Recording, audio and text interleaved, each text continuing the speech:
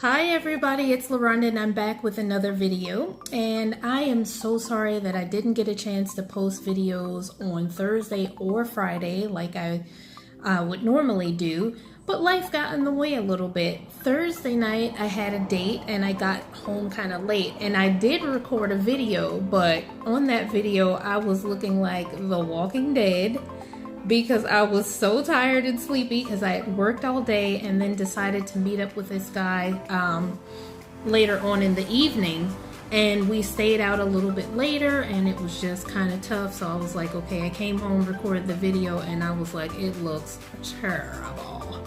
And I said, oh, my one subscriber deserves so much better than that. Hey girl, hey. So I decided not to post that video, but I will still do a recap of that date just as I was planning to do on Thursday night. And then I will do another video that I will post after this, which has to do with another phenomenon that I've been finding lately, and that is the recurring exes, or not even exes, but like people that I've dated and that have gone away, and then they keep popping back up, sending me texts or calling me or whatever. And I think that's kind of weird, but we'll talk about that in the next video, so stay tuned for that. But today I want to talk about my last date and how that went down and some of my thoughts about it in the aftermath of it. So Thursday, actually I had been talking to this guy for I guess about a week, and we'd been talking online, and I decided that, you know, I wanted to meet up with him. So we originally scheduled to meet up today, but due to some circumstances with his work and everything, he ends up having to leave the island on Friday. And so even though we needed to reschedule the date for Thursday because he wasn't going to be able to meet up today. So we decided to meet up at a coffee shop, and we continued basically our conversation. We had a lot in common. We both grew up in with sort of a religious background. We're both divorced. He's got 3 kids. I only have 1, but you know, we talked about a lot of the things that, you know, go on in your life after your divorce and all that. And so one of the things that we talked about, so I knew he was divorced, but what I didn't know really was that he had just gotten out of a long-term relationship within the last 2 months. And so the circumstances behind this relationship ending were sort of traumatic in that his ex-girlfriend, or I don't know, hell, it could be really still his girlfriend, like, but we'll get into that.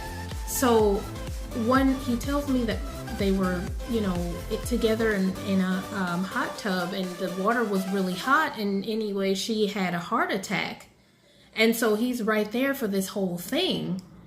And so the ambulance comes and certain things happen that he sort of blames himself for, that, you know, they weren't able to get in right away, and, you know, it was this whole thing. So that's traumatic in and of itself. So when you start there, it's traumatic. She ended up never really fully recovering, you know, and she had to go through a lot of physical therapy and other things to kind of try to get her back to where she was. But she never quite made it. And so he did a lot. She was staying in his house. He had power of attorney for her and all this. And so what made it difficult then was that, you know, her parents didn't really want her to stay here, but he had gone through a lot to get her some of the best care that she could have possibly gotten, in some of the best hospitals or rehab centers, whatever you want to call them.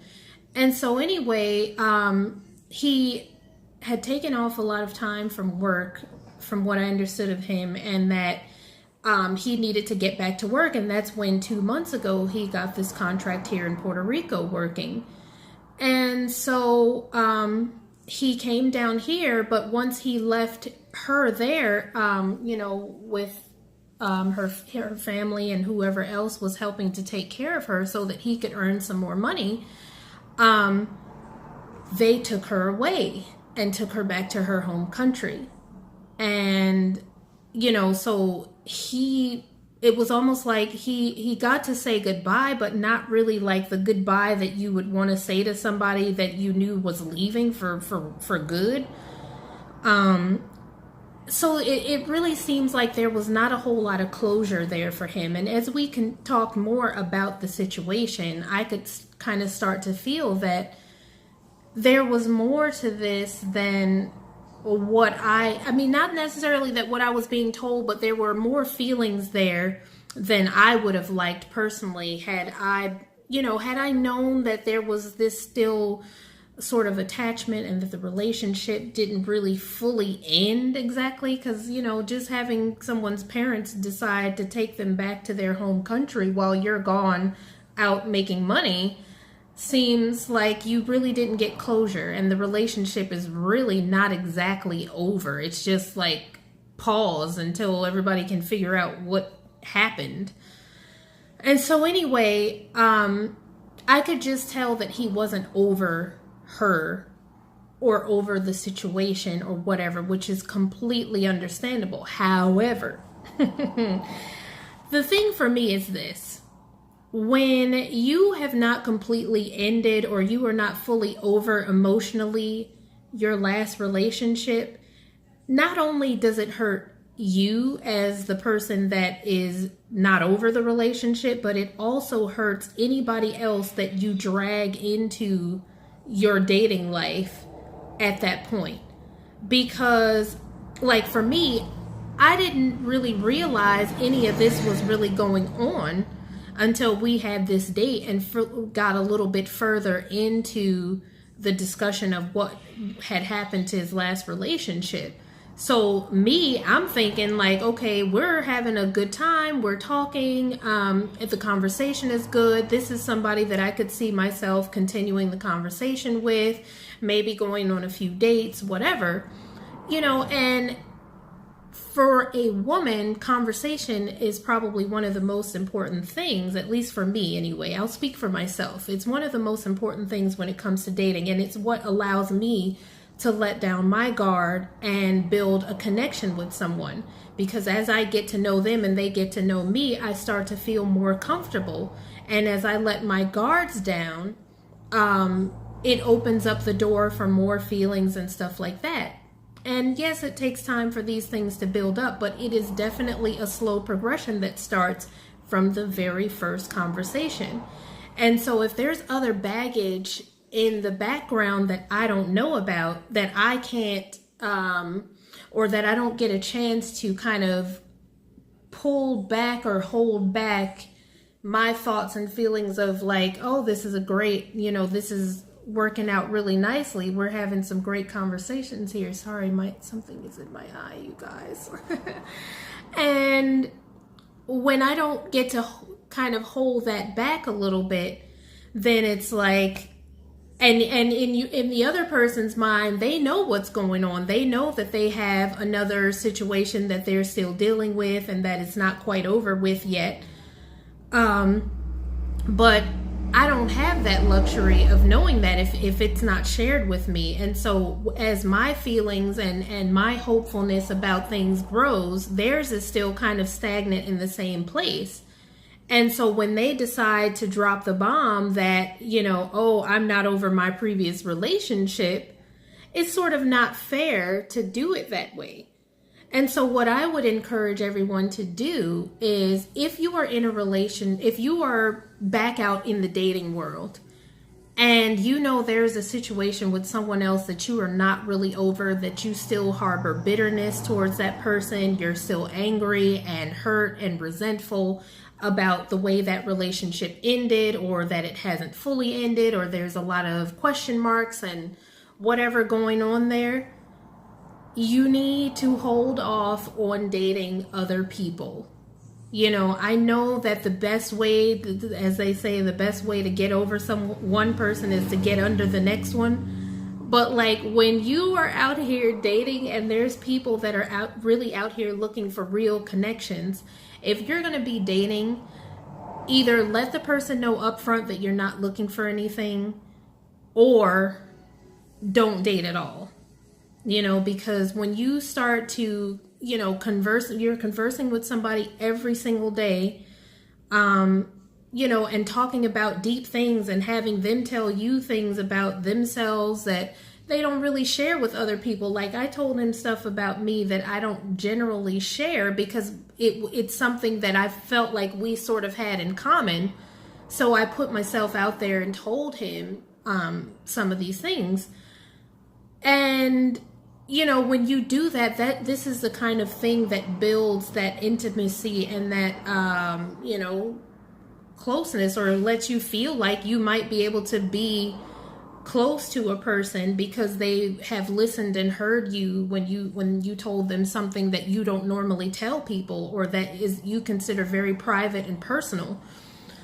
So anyway, to save yourself and the people that you are getting involved with the emotional hurt and pain that they could go through when they're finding out that you're not over someone else, is just leave them alone until you get over them. And how do you know that you're over your ex? When you can hear their name and not get angry, or when you can see that person and know that they're possibly with another person and it doesn't completely derail your whole day or make you emotional in any way, like you're not going to cry or you're not getting upset about it, or hearing that person's name just like brings your whole day to a crashing halt. I've had that situation with with an ex-boyfriend that I had, and I remember having conversations with him about his ex-wife, and the whole mood just changing. Like we'll be having a great day, enjoying our time together, and she'll call and he will have to answer the phone because they have kids together. They were married for 19 years, and though they had been divorced for 4 or 5 at the time, it was still like the divorce was fresh. Like it had just happened a couple of months ago, because he would still shed tears over this woman. She still had such a hold over his life. She still had a big part of his finances. She was doing his taxes. She was paying all of his bills. Like she would get his paycheck to their joint account, which they still have, and she would pay all the bills. Even though she's off living with her new boyfriend, she was still paying the bills. She was still very much involved in his life, physically, mentally, financially. I don't think they definitely weren't still having sex or anything like that, but they were still very much intermingled.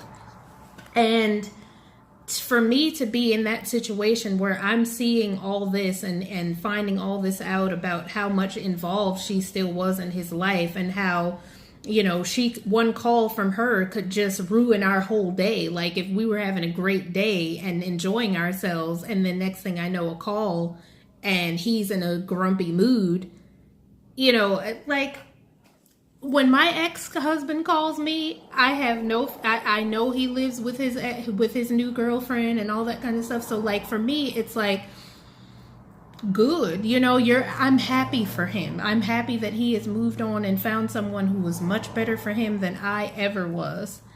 And so I know that I'm over that situation because I don't have any animosity towards him or his new girlfriend or their new kids or anything. It's just like they are doing their thing and I'm doing mine. And one day I'm going to have my love as well. It's just that I'm ready for that. And I'm not dragging anybody into a situation with me where they're going to have to constantly compete for my attention with my ex. And so anyway, I just want to say that, be over your ex-girlfriend before you start dating again. It will be helpful for everybody, or at least let people people that you're dating know that you're still in that trying to get over them mode. But anyway, thank you guys for watching. I really do appreciate you watching, and thanks for your patience. And I really do hope to see you in the next video where I'll talk about the next crazy dating phenomenon that I've been going through lately. See you guys in the next video. Bye, everybody.